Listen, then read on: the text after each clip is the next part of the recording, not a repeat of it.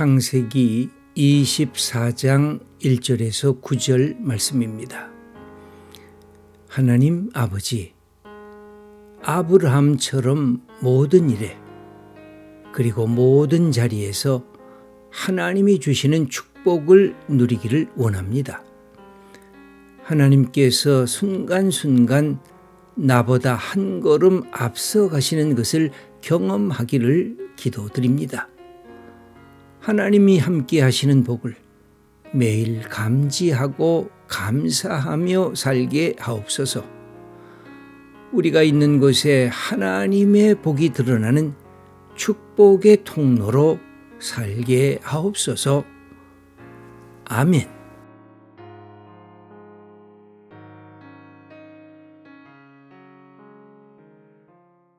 여기 두 가지, 하나는 아브라함은 이제 나이가 많아서 늙어졌습니다. 아내도 먼저 떠나갔습니다. 그런데 하나님께서는 그에게 범사에, 모든 방향에, 모든 일에 복을 주셨습니다. 이 아브라함에게 주신 이 복에 대한 것은 얼마나 많이 나오는지 모릅니다. 하나님이 아브라함을 그냥 이뻐하셔가지고 자꾸만, 야, 내가 너에게 주고 싶구나. 여러분, 우리가 부모가 돼서 사랑하는 아들, 사랑하는 딸이 느껴지면, 여러분, 사랑하는 아들과 딸이어도 부모의 마음을 기쁘게 하지 않는 아들, 딸은 때로는 주고 싶지 않잖아요. 내가 이거 내 아들이가 내 딸이니까 주기는 줘야 되는데 일단 너 같은 놈한테 내가 안 주고 싶다라는 이런 마음이 생겨질 때도 있는데, 아브라함은 하나님의 마음을 기쁘게 해드렸습니다. 그래서 하나님은 범사에 아브라함에게 복을 주시고 싶어 하셔요. 이 아버지의 심정, 어머니의 심정하고 똑같아요. 그래, 이 모습을 선언적으로 하면서 그 복이 어떤 복이었느냐 하면 바로 아들 이삭을 결혼시키는 그 복을 여기에서 이야기해 주고 있습니다. 여기에 먼저 우리 7절 말씀부터 읽어 보도록 하겠습니다. 하늘의 하나님 여호와께서 나를 내 아버지의 집과 내 고향 땅에서 떠나게 하시고 내게 말씀하시며 내게 맹세하여 이르시기를 이 땅을 내 씨에게 주리라 하셨으나 그가 그 사자를 너보다 앞서 보내실지라 내가 거기서 내 아들을 위하여 아내를 택할지니라. 하나님께서 여호와의 그 아브라함에게 나타나서 내 고향 본토집을 떠나라. 그리고 네게 네 씨를 내가 축복의 자리로 이렇게 세워 주겠다. 이렇게 말씀하신 아브라함의 그 하나님의 부르시는 소명의 사건, 이 사건과 이 아브라함은 어떻게 이해했느냐? 자기 아들 이삭이 며느리를 얻는 것을 똑같은 차원에서 이해를 했습니다. 무슨 뜻이냐면, 하나님께서 나를 본토의 하란 땅에서 나를 끄집어내셔서 나를 여기까지 인도하신 하나님이 내게 씨를 주신 것이 이삭인데, 이 이삭이 이제 결혼할 나이가 됐는데 결혼하지 않고 이렇게 있는 것이 이게 하나님의 약속과 위배되는 거다. 그러므로 나는 내 이 아들 이삭에게 좋은 며느리를 만나게 해서 신부를 만나게 해서 아름다운 가정을 꾸미게 하는 것, 이게 하나님이 나를 부르셨던 하나님의 축복의 역사가 이어지는 하나님의 약속의 현장이다. 그렇게 이해를 했습니다. 그러니까 굉장히 소중하게 여겼던 것입니다. 하나님이 나를 고향 땅에서 불러주신 것처럼, 나를 축복해 주신 것처럼 이 축복이 이어지려고 하면은 바로 내 아들 이삭에게 제 짝이 필요하다. 이 사실을 확인하게 됩니다. 여기에서 또 하나 중요한 것은 이 아브라함이 자기의 종을 보내면서 그가 이렇게 이야기를 했습니다. 그가 그 사자를 너보다 앞서 보내실지라. 너보다 앞서 보낼 거다. 여러분, 우리 구약에서 나오는 하나님의 모습에 아주 위대한 모습에 이런 구절들이 반복해서 나옵니다. 너보다 앞서 간다는 것입니다. 우리가 기도할 때 하나님 나보다 앞서 가시옵소서.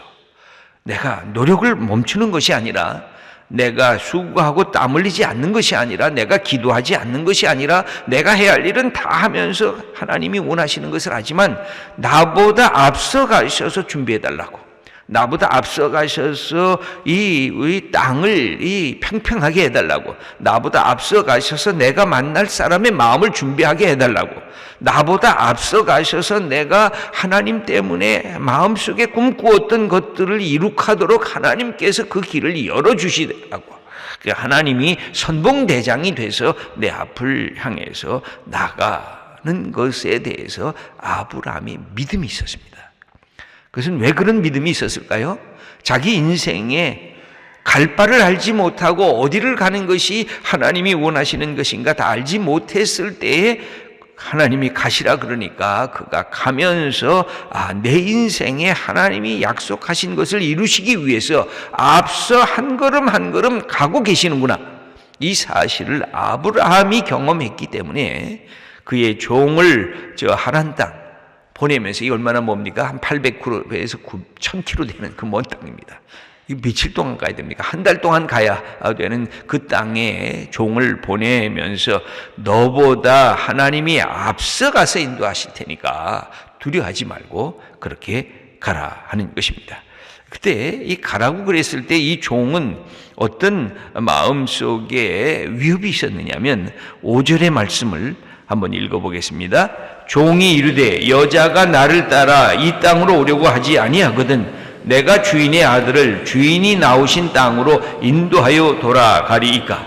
지금 800km, 1000km나 되는 그 땅에 가서 여자를 만나서 이 여자가 우리 주인의 며느리 되면, 우리 이삭의 아내가 되면 참 좋겠다 하고 아내를, 그 여자를 데리고 오려고 하는데 당신 뭘 믿고 가느냐? 당신 늙은 종 당신 믿고 내가 내 부모의 집을 떠날 수가 있느냐?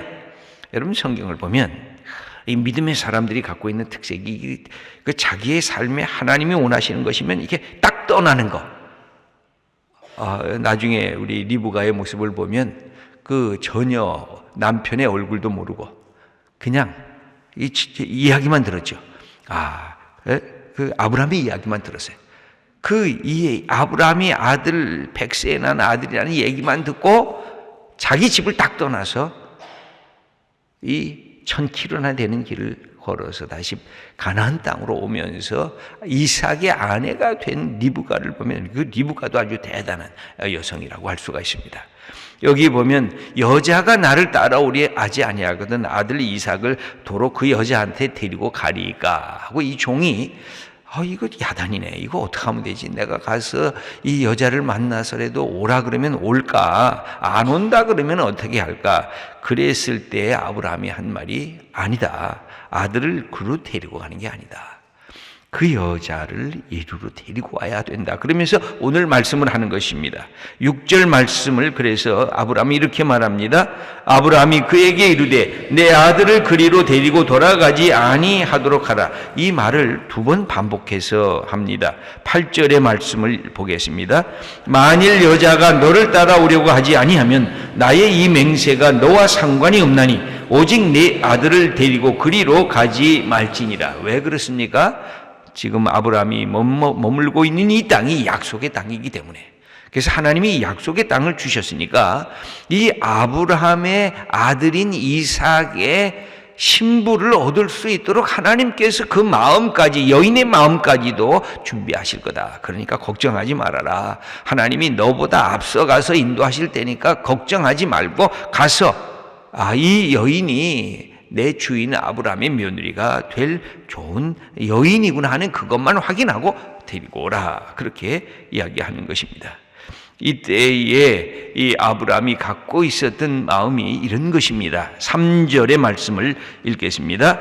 내가 너에게 하늘의 하나님, 땅의 하나님이신 여호와를 가리켜 맹세하게 하노니 너는 내가 거주하는 이 지방 가나안 족속의 딸 중에서 내 아들을 위하여 아내를 택하지 말고, 이 가나안 족속에서 택하면 우상 숭배하는 여인이 들어오는데 그 하나님의 뜻이 아니다. 내 고향으로 가서 내 이야기를 듣고 하나님을 사랑할 수 있는 여인을 데리고 오라 하는 것이 바로 이 아브라함의 생각입니다. 그런데 아브라함은 그렇게 말씀하는 겁니다. 하나님은 어떤 하나님이냐? 하늘의 하나님. 저 하늘에 계신 하나님이지만 동시에 이 땅에 우리의 삶의 문제에 친히 관여하는, 철저하게 섬세하게 관여하는 하나님.